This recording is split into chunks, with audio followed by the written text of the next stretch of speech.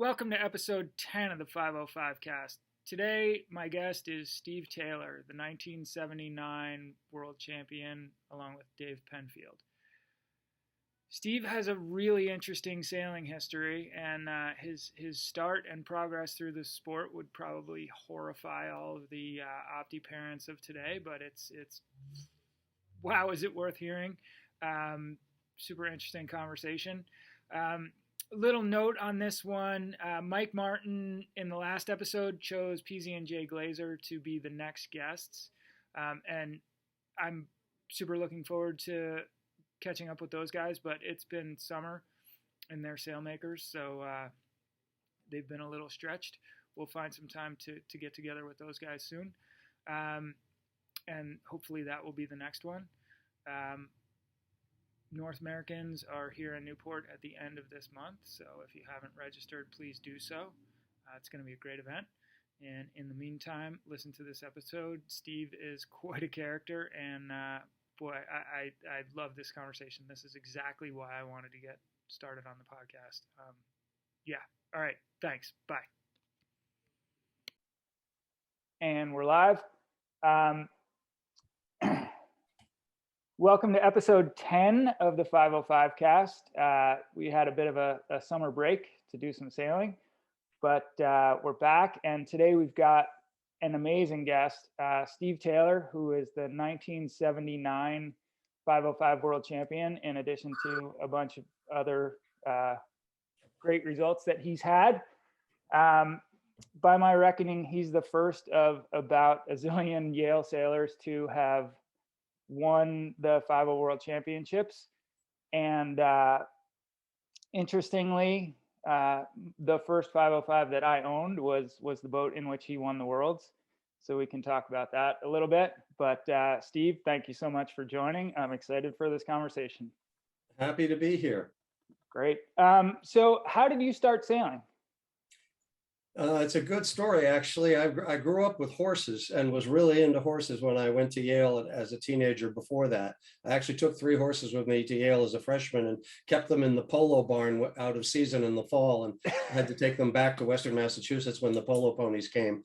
But at any rate, I also was a mediocre but enthusiastic hockey player, and I made the Yale freshman team because it wasn't very good. And then the sophomore year, I made the JV, no chance of making the varsity. But I made friends with this guy named David Noyes, who was also a JV hockey player, and that's how I knew him. And in March of that year, just before the season ended, he said, "Steve, I don't know if you know, but I'm on the sailing team, and my crew just got mono, and you're the right size. Will you crew for me?" And and I said, "Sure." And I had grown up around boats a little bit because my mother her father was Starling Burgess, who was my grandfather, the yacht designer. Okay. Yeah. And my father didn't know anything about boats, but Mom knew a little bit about boats, but not about racing.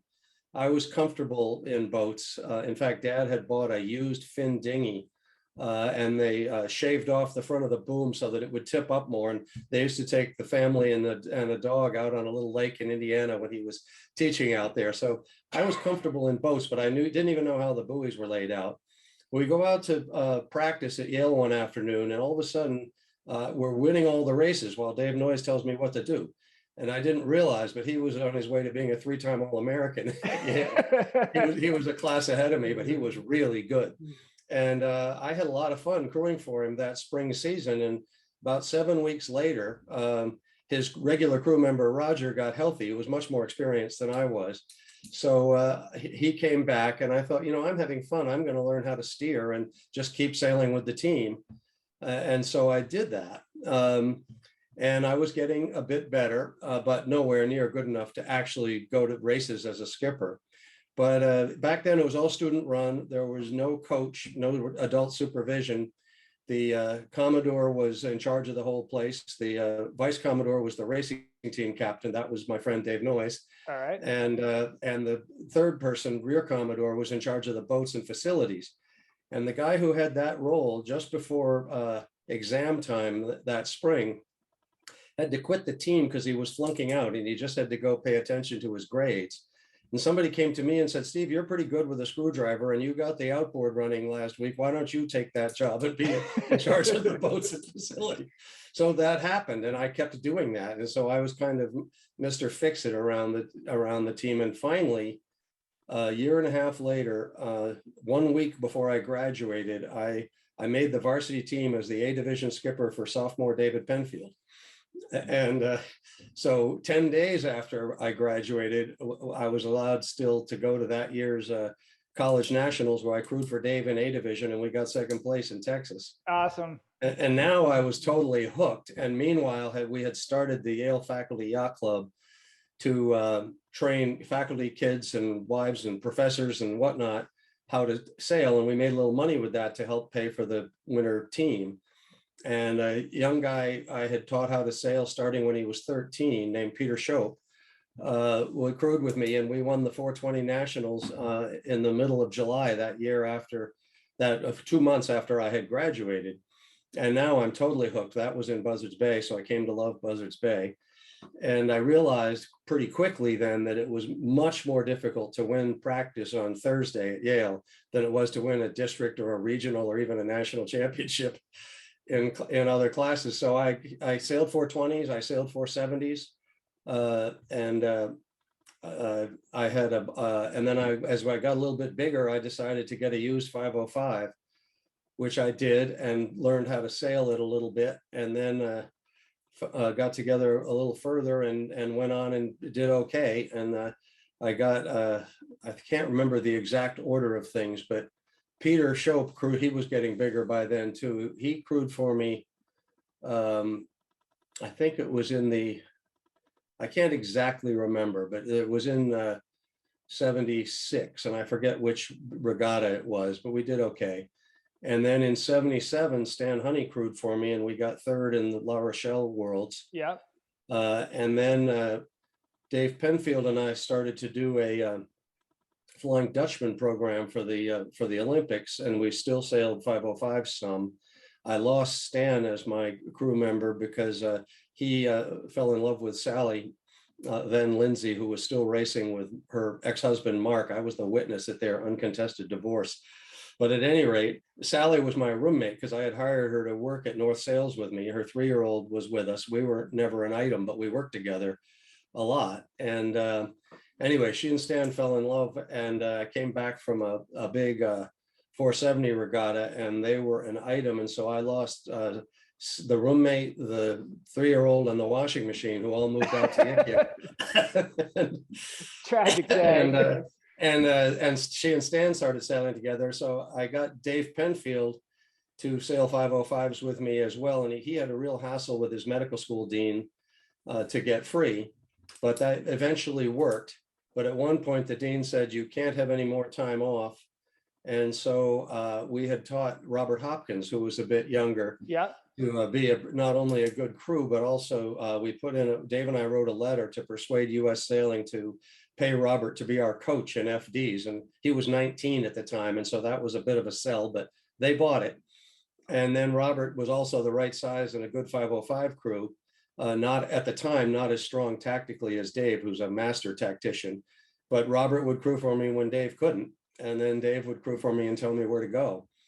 And I worked with Mike Loeb and others to get 6292 built, which was a Lindsay Parker, which you know well. And Dave managed to persuade the medical school dean to give him more time off. And so I got pretty good at making 505s go fast, and still was not by any means the best sailor around Yik Yik tactically, but Dave was, or certainly one of them. And so our deal was that he would tell me where to go and I would go where he said. And pretty well, it was just before gate starts happened, and I was pretty good on the starting line because of the 470 racing. We could never beat Sally and Mark Lindsay here in the US, where the fleets were small, and they were just faster. But in the big regattas overseas, where the fleets were huge, we would often beat them because we were better on the starting line with the giant fleets. And that was quite interesting. And I think that Stan taught me how to go faster downwind. I wasn't a very fast sailor downwind. I sat on the wrong side of the boat. I didn't have the whole deal, but he was a wizard downwind because of all his Transpac experience.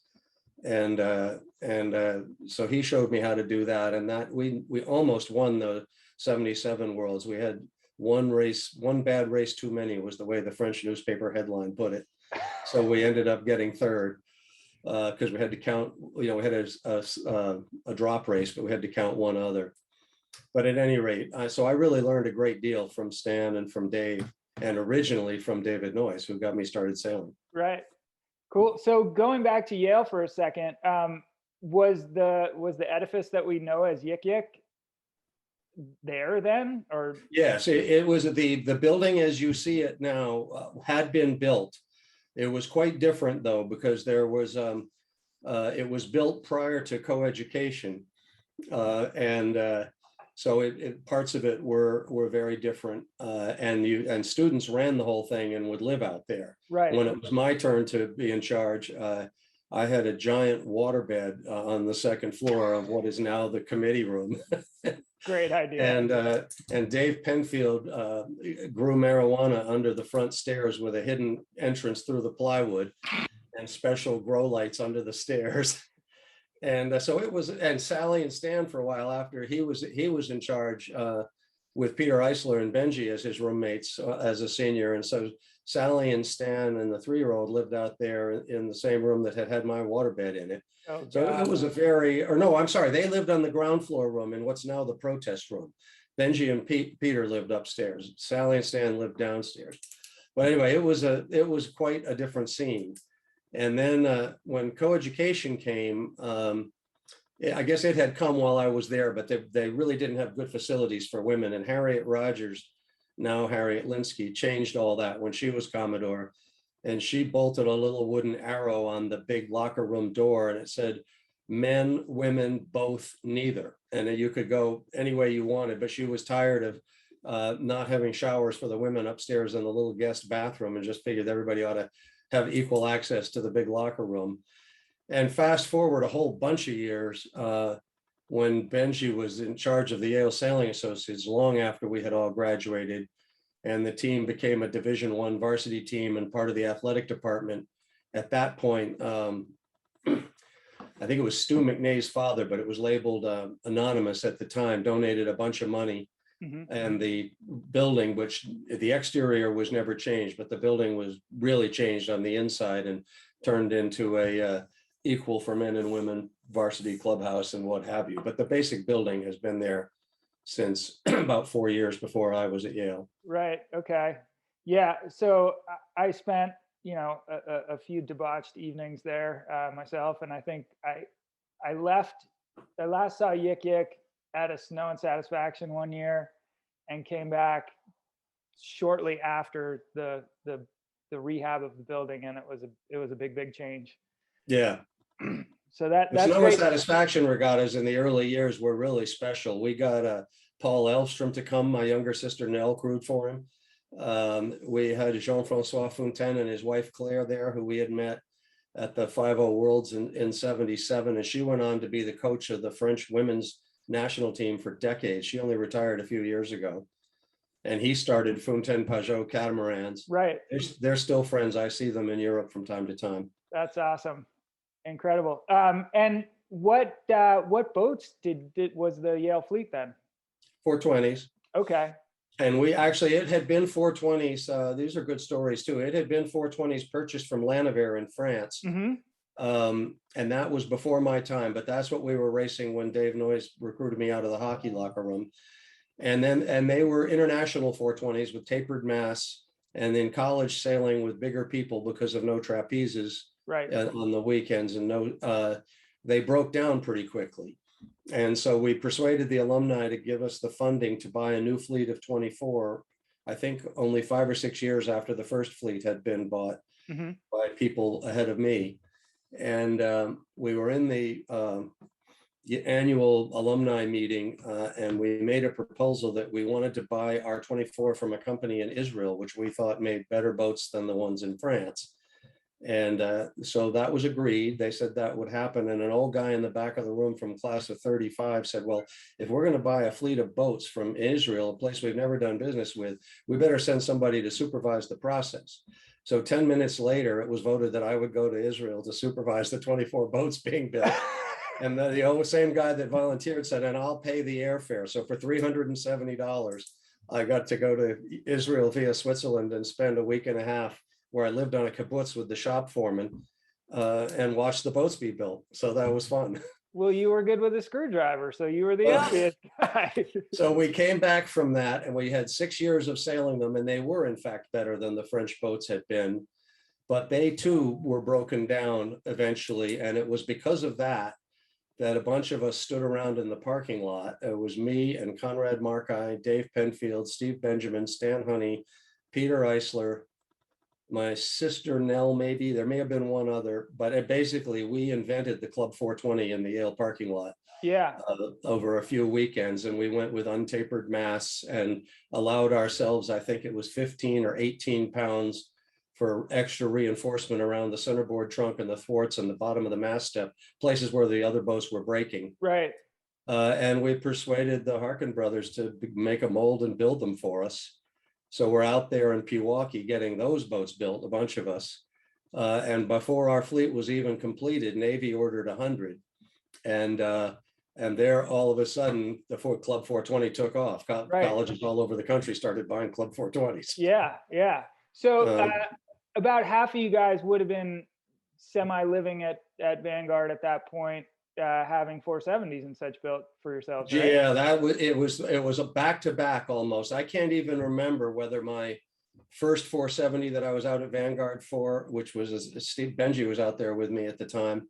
I can't remember whether that was just before or just after we built the Club 420s, but between the two, we got to know the Harkins business in Pewaukee very well. Right.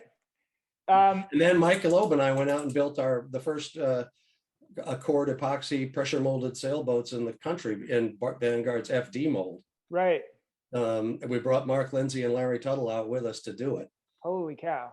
And that was actually just before I built 6985, my second 5.0. All right. So Mark and Larry were already boat builders. Yeah, they were at that point. It was Mark's shop on top of Amelia's Tree Surgeons in Manchester by the Sea, Massachusetts, on the second floor. And I think the first boat they ever built was for Benji and Tucker Edmondson. It was a cold molded Fireball. Okay. Which they went out and promptly dominated the Fireball worlds in. Right. In part because Benji and Tucker were very good sailors, but in part because the boat was stiffer and faster by a country mile than anything and that was an epoxy wood boat, all wood. Right. And very shortly thereafter, there was a sequence of 505s built on Parker hulls, bare Parker hulls. Right. In fact, I went to Parker to organize that. I think Mark was with me, but we went to Parker in Boston, England, which is like 6 hours north of London, or 4.5. It felt like a very long trip. Right. Up in the boondocks of England. And we persuaded Parker to sell us bare hulls and just ship bare hulls. They didn't even have transoms in them. And I can't remember whether 6292 was the first or the second, but it was very early. And we 3 of them were built. And Mark used to have to take the boats out of Amelia's Tree Surgeons on one of those.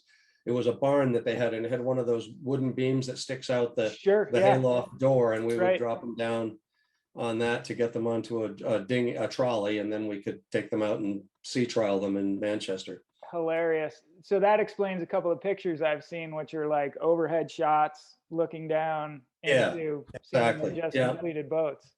Yep. And as that process unfolded, Mark and Larry also at the same time started making really nice centerboards and rudders for people in 505s all over the place, even ones that they hadn't built. Right.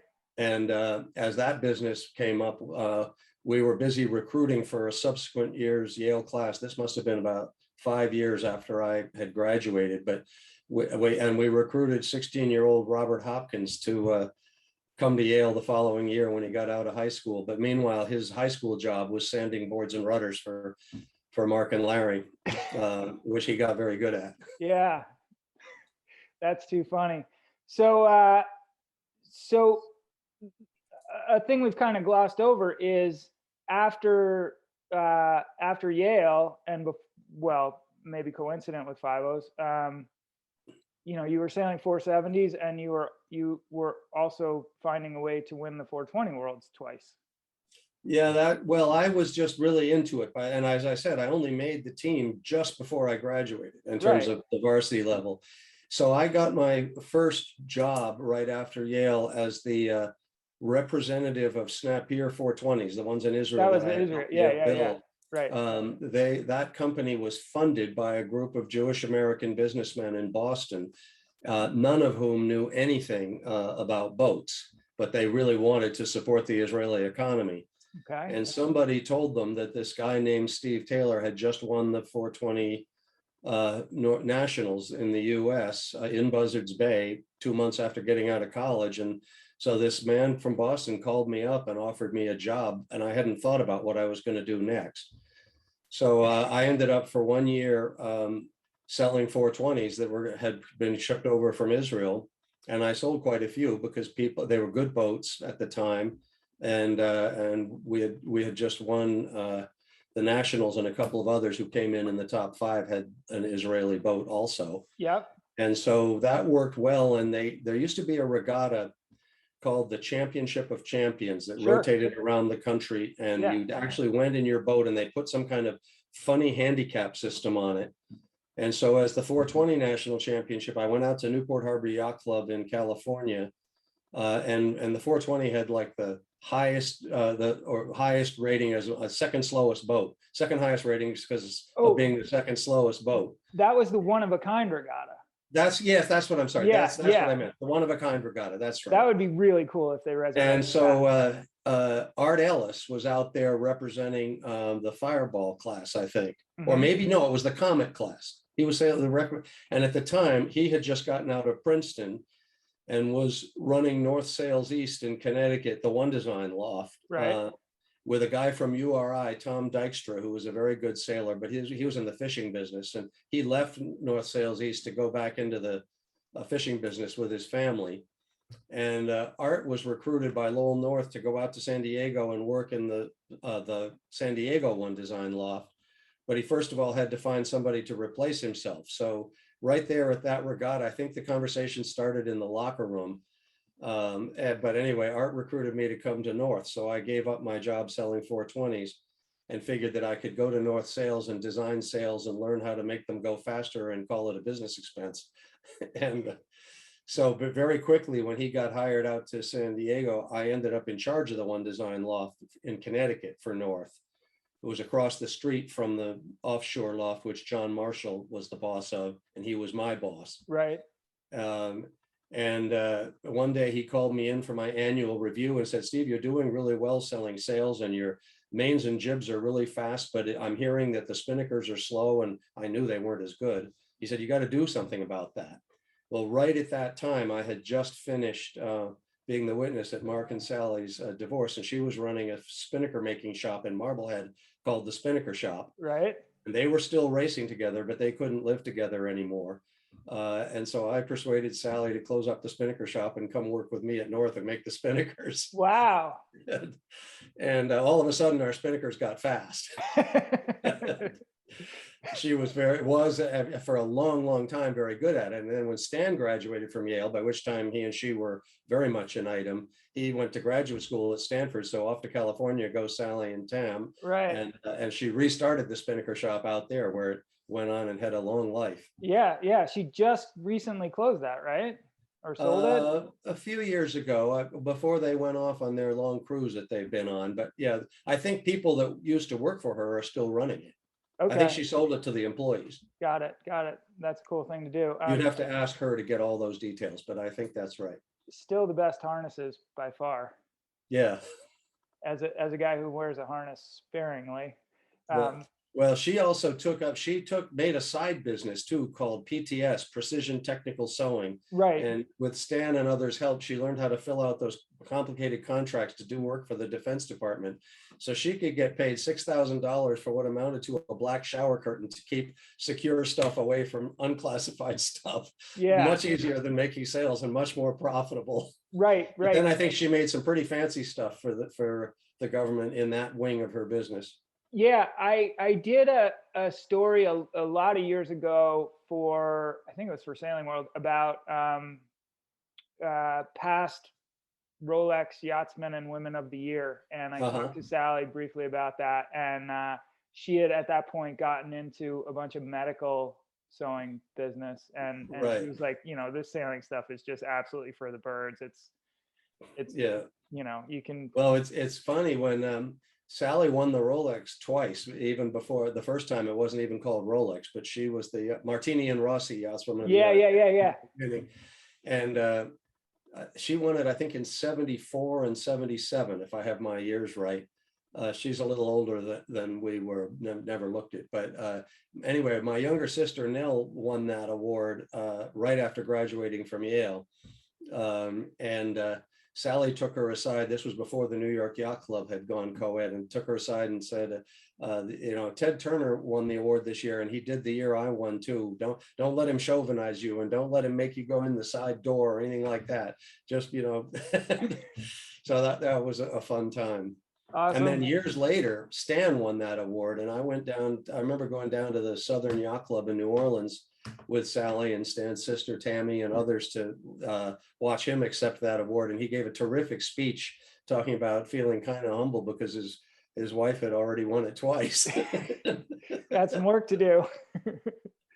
So North Sails at that point was a much smaller opera. I mean, it wasn't the global behemoth that it is now. So what Right. was that kind of like a not agri, but I mean, that was a pretty Well, small in operation, those right? days, I got to know Lowell North after working for North about a year. He lived and worked in San Diego, but eventually he'd get around to the other lofts or we'd go see him. But his whole idea, especially for one design sailing, was to just hire fast sailors, have his people teach them how to make sails, and then sell fast sails, and that would sell more fast sails. Right. And in the offshore department, he did much the same thing, only it was oftentimes either the loft manager or the head salesperson or both who were the honchos leading north. And I think the most prominently successful one was Eckhard Wagner of North Sails Germany, Right. who had raced against Lowell in starboats. And then he had a guy named Andreas, I'm forgetting his name, great huge guy who had been a crew member in a starboat running Josenhans. North Sails Belgium. And John Marshall had gotten a bronze medal in dragons, I think, in the late 60s after he got out of Harvard, and he was running North Sails East. And I forget the guy who was in the adjacent building to Harkin in Pewaukee who was running North Sails Midwest, but eventually Ched Proctor got hired and went on for years to run their one design operation. Yep. And then he became one of the lead designers at North. I met Ched in 470 sailing. But anyway, there were a whole bunch of us working for North at different places. And when Dave and I started sailing FDs, there was no good FD competition in this country, and it wasn't that difficult to get in the top 3 here, but we didn't want to be limited to that. So we needed to go to Europe where we could really practice. Right. And I got the North people to allow me to transfer to North Sails Germany for a while. Oh, cool. Where the good FD sailors were. Did you speak German or did you learn No, it? no, we all stumbled around in English, and Eckhart taught us how to test sails on Lake Garda, where the wind blows light from the north in the morning and strong from the south in the afternoon. And it's a great place to test sails. There's a nice cafe for lunch in between. And but the wind is so perfectly non-shifty that you can really test sails in A/B testing very well. And so I got to know Eckhart's loft pretty well too. And also there was a nice one in England that I worked in some too. So did was Neil Fowler involved at that point, or I know a little bit of Neil, the I can't timeline here. remember when Neil first came. I believe he started at North just around the time I was leaving, Okay. right after the boycott, which was a big bummer for Dave and me. Yeah. His dean was saying, well, your leave of absence is over. You got to come back to medical school. And I wanted to sort of settle down and have a real girlfriend and stop living like a gypsy, traveling all over the world all the time. Mm-hmm. And, being 3 weeks away and 1 week home and then doing it over again. So I decided to accept a management training job at the Boston Globe. And I didn't want to race anymore if I couldn't practice 6 days a week. So, but I did want to sail. So that's when I sort of switched from racing to cruising and have pretty much stuck to that. I've raced maybe 3 or 4 charity regattas since 1980, but generally don't race. Yep. Well, that's my brother would be, similar to that sort of mindset. He kind of, well, now he's sort of semi-retired, but if he feels like he can't win and be ultra prepared, he doesn't want to do it. And then, contrast that with like Mike Holt, who I spoke to earlier in the spring. And, his attitude is more of a, well, when I was having kids and doing that, I couldn't pay as much attention. I couldn't devote the resources to it, but I still wanted to go and see my friends. So it's, Exactly. And I remember seeing Howie Hamlin one time in San Francisco, who, when I was out visiting my mother, who was in a nursing home very close to St. Francis Yacht Club, you could almost walk. And I saw this boat dominating the International 18 race that was going on out in the distance on San Francisco Bay. sure, A yeah. couple of my family members were there, and I said, I think I know, that must be Howie Hamlin. And they looked at me cross-eyed. And we're watching this race going really fast. My mom's in the wheelchair, and I loved sailing. She came to many regattas with us back in the 70s after her divorce, just to be with us. And so we're watching this 18 just dominating the race in San Francisco, and all of a sudden the top mast breaks in half, and the mast falls in the water, and the jib is still standing, and the boat slows down. The others go flying by it, and the next thing you know, it's coming limping ashore under the jib, dragging the broken carbon fiber mast behind it. Comes up on the beach. Sure enough, it's Howie Hamlin. And I saw him coming. He's still waiting with his crew member, trying to drag this thing out of the water on the beach at St. Francis. And I looked around and I saw, well, that's got to be Howie's trolley, because it was the only thing that could carry an International 18. So I rolled it down to the water for him, and he was stunned to see me in my street clothes. But he was a guy who was just a super good sailor and still is in the 5.0 class. Oh, he's unbelievable. And if I have the timeline correct, the worlds that you won, I believe, was the first worlds of 40 something that he's been to. That sounds right. Yeah, he was there. Yeah, I think he was second, right? Yeah, crewing for Dennis Surtees, is that right? Or was that Paul Kayard crewing for Dennis? Yeah, it might have been. I know Paul Kayard. I think it was Paul Kayard who crewed for Dennis, and they were second. Okay, so in any case, Howie was there and did well. Yeah. I don't, that famous picture of all you guys around was that boat. Yeah. Was that 62? No, that was a bag boat. So that wasn't 6292. No, that was 6292. Was it? Oh yeah, 6292 was a bag boat.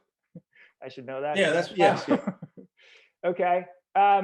So having recently looked at that picture, that boat had North sails on it, and at that point you had Ethan, I believe, was working at Hood, and you had other. So there was a tremendous sailmaker involvement in the class at that point. What was that there like? was, and Keith Musto was no longer sailing 505s, but he was making some pretty good Musto sails at the time. Yeah.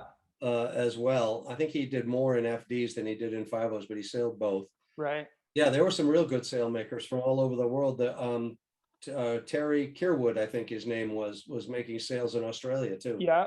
There were some very good sailmakers in the class at that time. Yeah. So overall, like when you say you had won the 420 nationals, like was dinghy sailing just bigger then?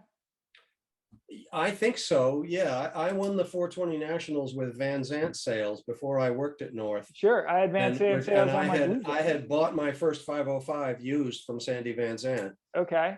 and because he had been in the class too, super wonderful guy. And I loved my Van Zant sales, and he designed them, and I would go watch how he made them. But obviously, when I got hired at North, I had to figure out how to design my own sales. Right. And there were other people to teach me, and Sally was there, and we worked on it together. And then for a while, Ched Proctor worked with us, and others. We had the Noyes brothers working for us as well. But and in fact, during the time, David died early, way too early, of Hodgkin's disease. Ugh. But he in his last years, he worked with us until he couldn't anymore. Mm-hmm. And we had a pretty talented group of people making sales at North in Stratford. Nice. And So by the time I had been there for almost 6 years when Dave and I won the 50 Worlds in '79, and I think it's fair to say that we had very good sales in several classes at that time. yeah, seems like it. You're winning the world. That's pretty good. Pretty good credential. So so I find it interesting that you and Dave could have been fifth at the 1975 470 Worlds, a boat Well, known no, for. actually, I had to, that's actually a good story. Dave was crewing with me in the midwinters where in 470s, we got first and second in midwinters. I think it was in Miami, and second in St. Petersburg in the St. Petersburg Olympic Regatta. They used to call it sport. Right. And then Dave's dean wouldn't let him off for the next semester. And all of a sudden, I'm doing really well in 470s, having just had a huge success with him in Florida, and I have no crew. And you can't just train a 470 crew overnight, and the good ones were taken. Right. But lucky for me, the people who had gotten third place, Dave Ullman got first and we got second in one of those regattas, and then it flipped around. He got second and we got first. Right. But the people who got third and fourth place, I think, in those two regattas were a guy named Rick Rajarina and his wife, Mary. And then they went through a very unpleasant divorce almost immediately after that regatta. And Mary's maiden name was Griffith. And she had gone home after her divorce quite suddenly to Long Beach. But she was a terrific 470 crew. So I called her up from across the country and I said, look, I just lost my crew to medical school, and you just lost your skipper to a divorce. Would you be willing to try sailing with me so we can go to the 75 Worlds? And she said, yes, how can we practice? And I said, well, there's a district championship for the Midwest district in Toledo in 2 weekends.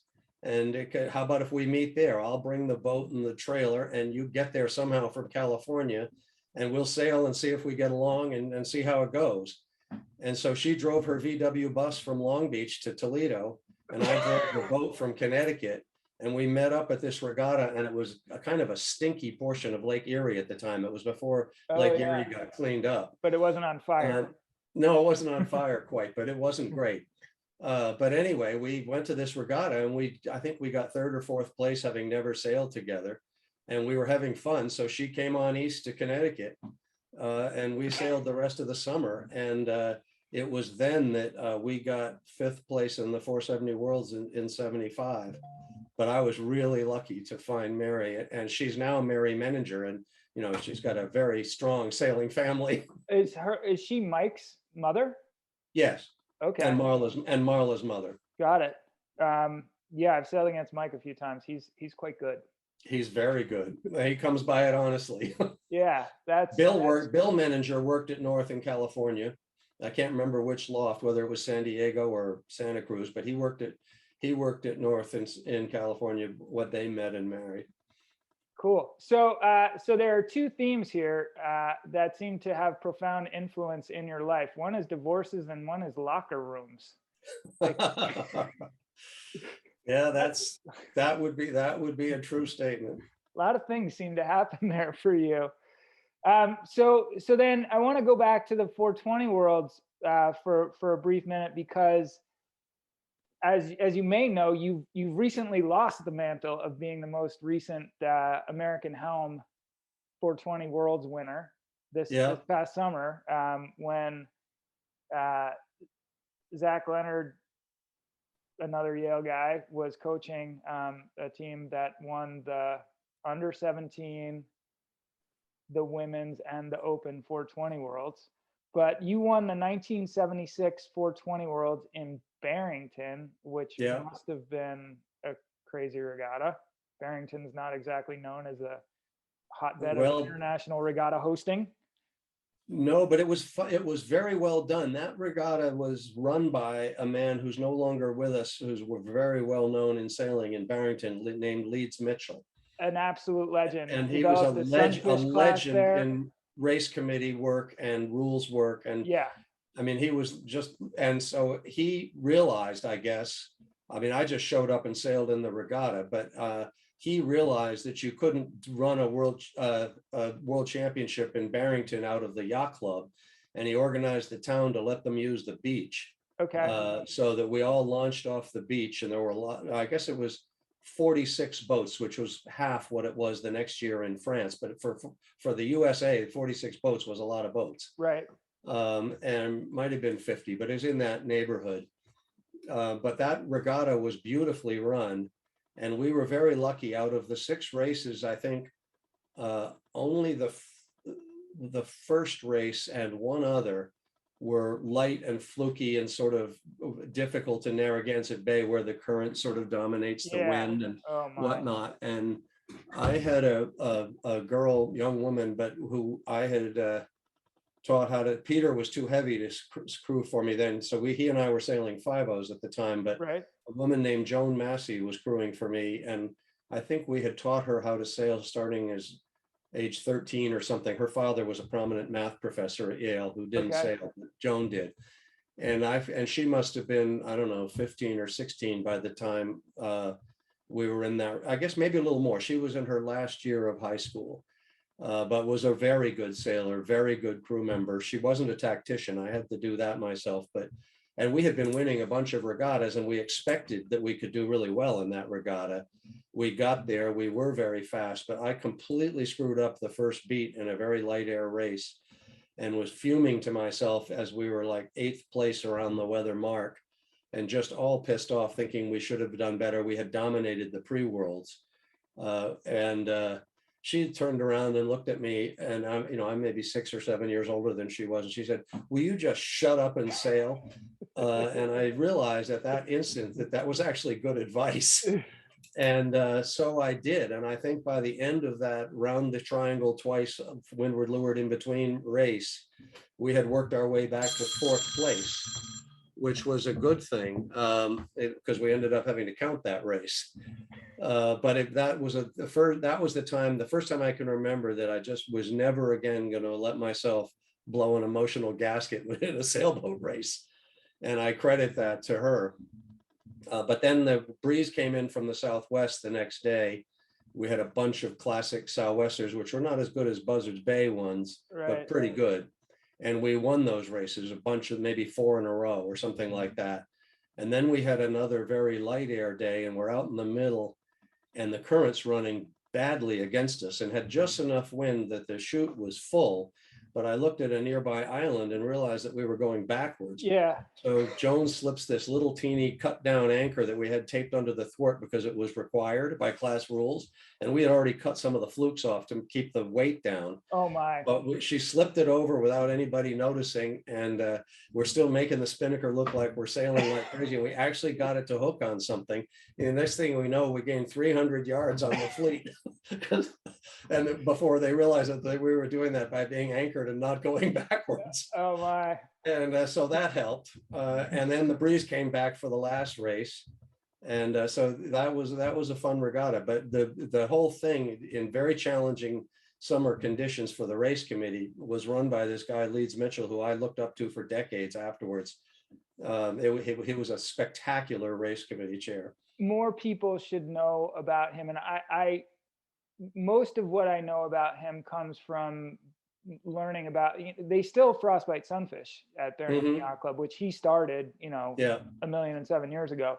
But he began a regatta called Risa which was like the Rhode Island International Sailing Association regatta, which ran for many, many years. And that was off that beach, Rumstick Beach, Yeah. in Barrington, and just an absolute legend. I wish more people were aware of kind of backbone of the sport, guys like him, people like him, because it's I mean, those people don't come along very often.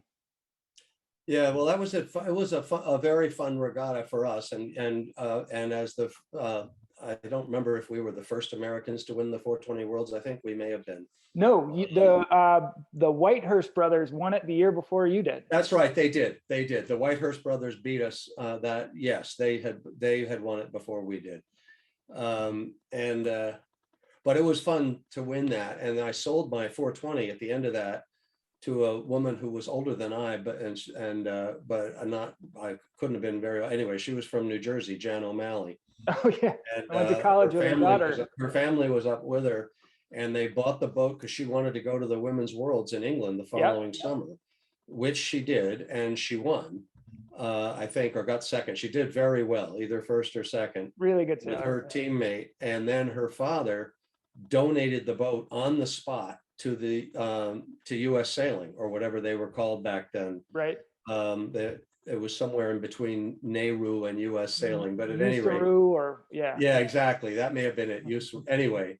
And so the next thing but the boat's sitting on the beach in Hayling Island, England, and having just won the Women's Worlds and the year before the overall Worlds. And so the people from U.S. Sailing called me up and said, we don't know if you know this, but because you won the Worlds last year, you're automatically qualified for next year. And plus, we just owned your boat because it was just donated to us, and we don't know how to get it back.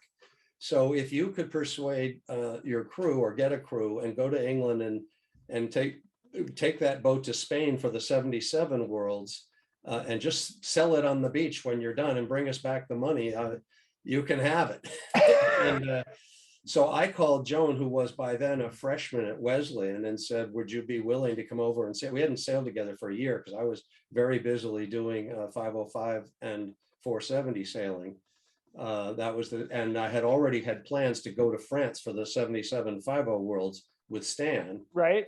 But it turned out that the 420 Worlds were 2 weeks before in Spain. And I persuaded Joan to come to England with me. And we persuaded U.S. Sailing to buy her air ticket. So I went to England and got the guys from North Sails UK to drive me over to Hayling Island, get the boat off the beach, take it to the ferry boat to France on its trolley. I walked onto the ferry boat with the boat and the mast by myself, having been put there by my friends from North Sails UK. And we arrived in France, and I walked the trolley off the boat and asked somebody, and I did speak French, which was a help. But I asked somebody, where could I rent a car? And I had planned that I was going to have to jury rig roof racks on the car because European trailer rules were really complicated. I had no idea how I was going to get a trailer. So I had extra spinnaker poles and extra rope with me. And I went and rented this little French car, and came back and asked somebody at the ferry terminal to keep an eye on my boat while I got the car. I came back and got some people they thought I was nuts, but I lashed these spinnaker poles across the roof of the rent-a-car, put some life jackets on for padding, tied the 420 down. The mast stuck out both ends a great distance. We had red flags on it. And then I got directions to the airport in Paris and drove and picked Joan up. And then we started driving to Spain, and we looked at the Michelin route map, and it looked like the shorter way to go was along the north coast of Spain. And it's 900 miles. And I said, well, that's about like driving to Chicago. That's not too bad. I had done that several times before for various races. And so we drive down these beautiful highways in France for about 6 or 7 hours. And all of a sudden we cross the Spanish border, and within 200 yards, the road turns to dirt. And there's goats and chickens in it, and it's winding around these mountains and so forth. And I'm all of a sudden realizing there's no way in hell at this speed that we're going to make the regatta in Bayona. Oh my God. But we had already committed. What we should have done was taken the highway to Madrid and then turned west, and it would have been much, much longer. But it would go at highway speeds. But anyway, so we get this scenic tour through the Basque region of northern Spain. Yeah. You really had to go slow by day because there were literally people and chickens and goats and whatnot in this road. By night, you could go about 35 miles an hour, except around the sharpest turns. And you'd come around these turns as we entered the region where Bayona is. It's a very religious region in Galicia, I think it's called. Okay. And you'd see these little statues of the Virgin Mary or something in somebody's yard with an uplight on it. But other than that, it was just dark and rural. And we pull into the yacht club in Bayona, and we look down the mountain and we can see all these 420s out there racing in the pre-worlds. We're thinking we had hoped that we could practice and tune up there. And we noticed that it was really windy.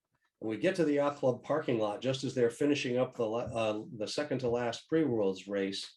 And these people are coming in from all different countries. There are 90 boats, and they're coming in and they're freezing in their wetsuits, but badly sunburned on their faces from very hot sun, and very dehydrated because the race committee was serving them some kind of sandwich for lunch in between races out there, but they had glass bottles of Coke with no bottle openers. And so I said to Joan, I said, well, I think if we make our own lunch, wear our wetsuit, put our sunscreen on really carefully, and take a water bottle with a lid that we can open, we're going to be ahead of half the fleet if we just do that. So there was a very strong team from Israel there, two guys from the Israeli army who were very fast, and that was obvious. We sailed in the last pre-worlds race. It was very windy with very big waves that would then bounce off the shore and become steeper on the way back. Really deep, very cold water, but very hot sun. And the committee boat was like a Navy vessel that barely had enough anchor chain to anchor. It was unclear whether sometimes it would be dragging, but it was so big that the starboard end of the line would be a total wind shadow. Right. So I said to Joan, well, no matter what way happens to the line, and if the boat's going backwards, the port end is going to get more and more favored. So we're going to start at the port end of the line away from the wind shadow and just do our best. And we were very fast, but those two guys from the Israeli army were faster. And so race after race, they're getting first place and we're getting second place. And then the breeze picked up more in the third or fourth or fifth race. And as in the heavier wind, I think basically our north sails were faster than their sails. And we were decently talented. Joan was very good on the trapeze, flying the spinnaker and all that. And so on the first reach of that race, we had gone around the windward mark second, but we passed them on the first race.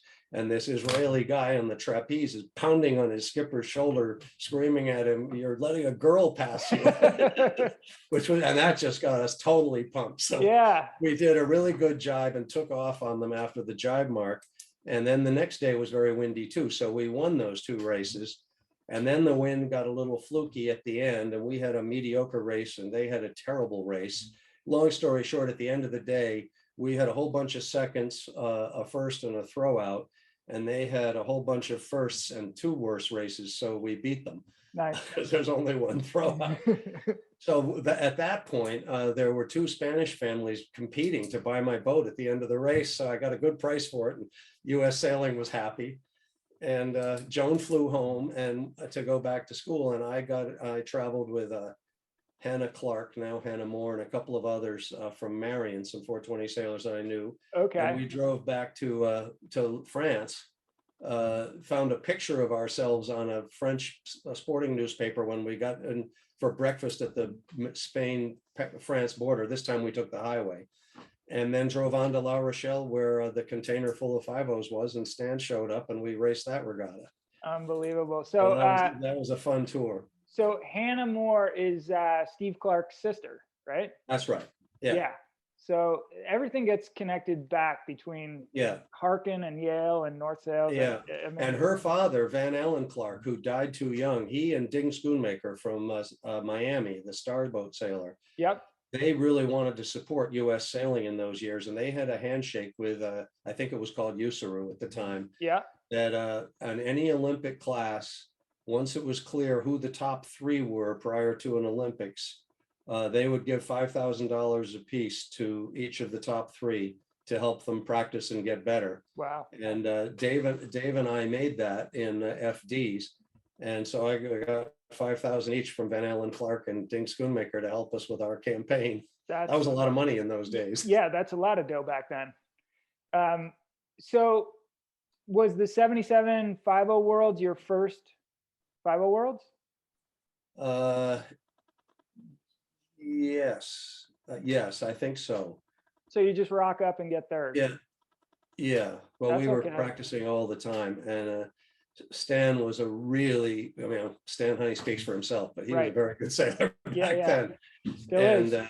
and we had a chance to win those. I screwed up one downwind leg. And I don't know. It's a two-person team, but I'm pretty sure it was my fault.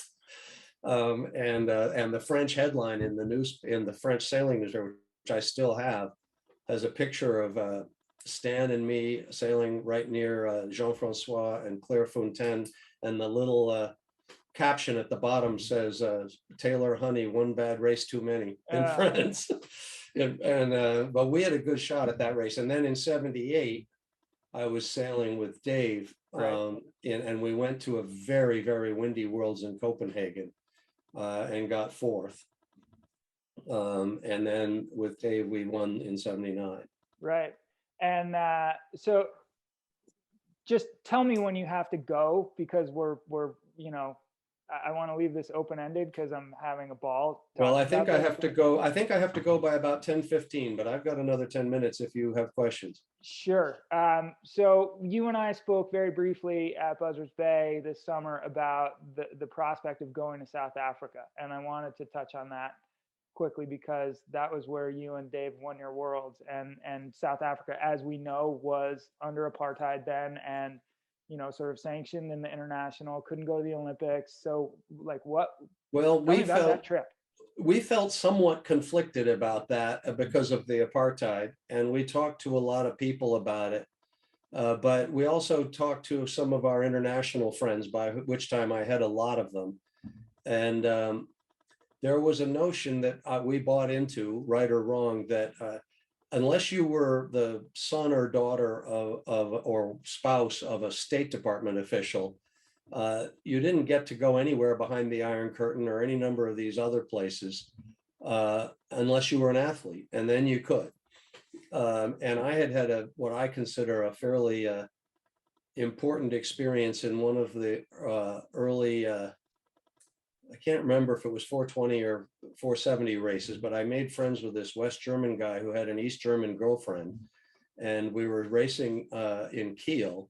And afterwards he said, "Would you like to come to Berlin with me? I'll show you Berlin, and then I can visit my girlfriend, and you can come to East Germany and East Berlin." And we did, and they didn't care that we went in. They just searched us like crazy coming out to make sure we weren't smuggling his girlfriend or any other East German out of there. Okay. But basically I bought into this notion that, traveling around the world is worth learning things. So a bunch of us agreed to go to South Africa. Some countries didn't. It was not the biggest fleet the 505s have ever had at the Worlds. I can't remember how many boats it was. It was a lot for South Africa. They had some very good sailors of their own there. And some Australians came, and others came, some Europeans.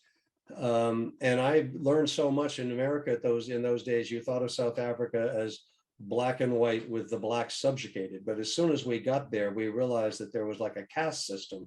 There must have been a dozen levels of non-white people in South Africa, and some who were way down the ladder, sort of like a caste system in India almost. Right. But some of the folks from India, of which Durban has an enormous population, they were running the businesses that the white folks owned, particularly the white folks descended from English. Okay.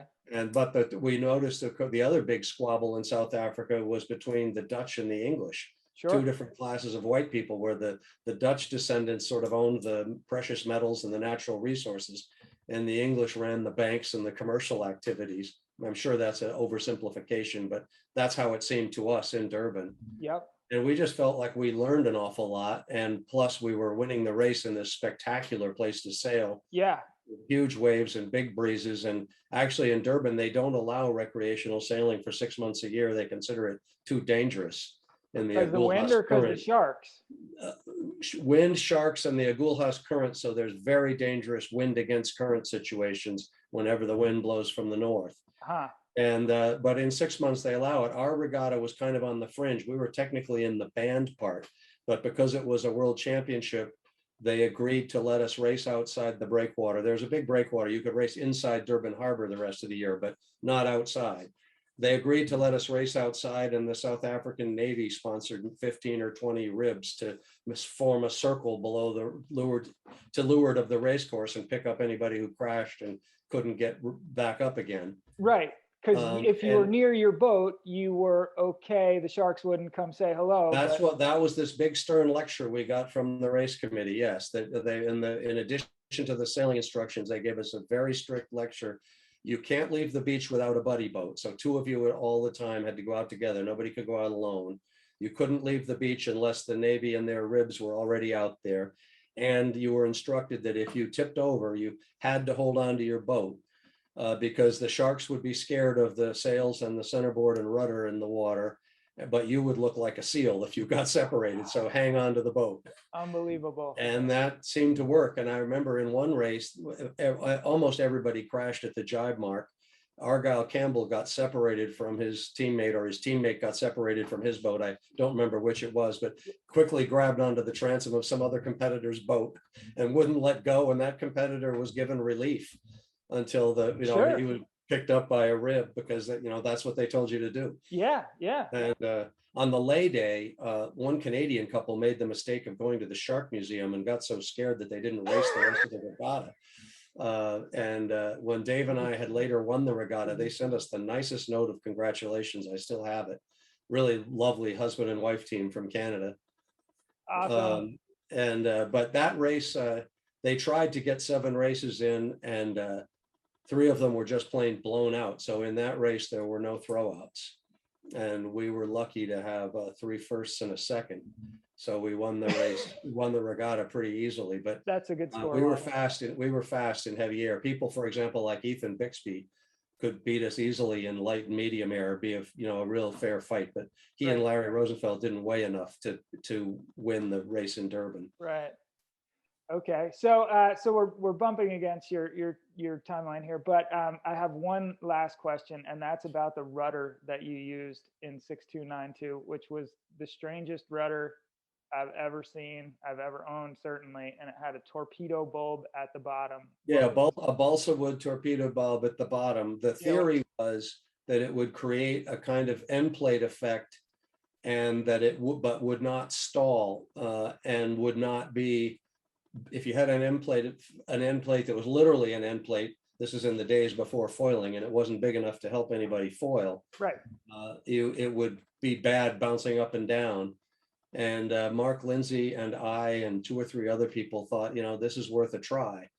And I think at the end of the day, it did not prove to be any faster than any regular 505 rudder, but it was very efficient in heavy weather. It never stalled.